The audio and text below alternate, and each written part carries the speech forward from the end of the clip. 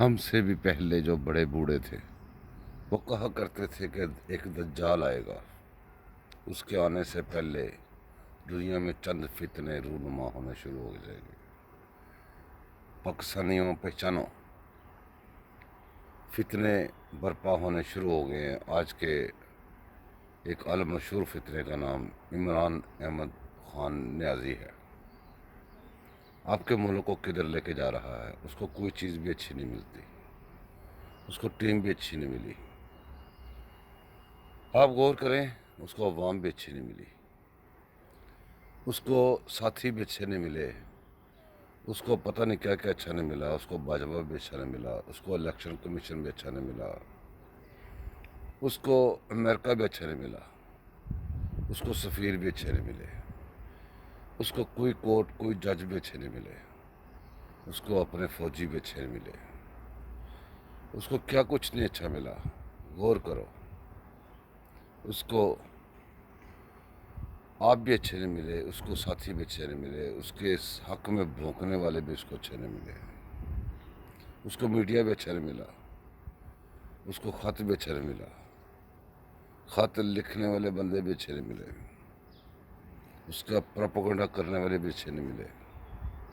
میں کہتا ہوں کہ پاکستان کو یہ فتنہ اچھا نہیں ملا۔ دوستو، باتیں تو بہت کرتے ہیں ہم، کبھی سوچیں آرام سے کہ جب میں نہ مانوں ہی چلے گا تو پاکستان کی ترقی کے آگے جو سب سے بڑا سپیڈ بریکر ہے تو آپ پھر پہچانے کون ہے؟ نہ یہ عدالتوں کے فیصلے مانے گا، نہ یہ فوجیوں کے کوئی فیصلے مانے گا، نہ یہ نیوٹرل بندوں کو فیصلے مانے گا، نہ یہ معیشت کو آگے چلنے دے گا۔ معیشت کو اور چلائے گا تو اس میں روڑے اٹکائے گا، اگر اس کو چابی دے دے تو چلا لے تو تباہی مچا دے گا۔ تو پاکستان کا یہ سپیڈ بریکر کس نے ہٹانا ہے؟ کسی اداروں نے نہیں ہٹانا۔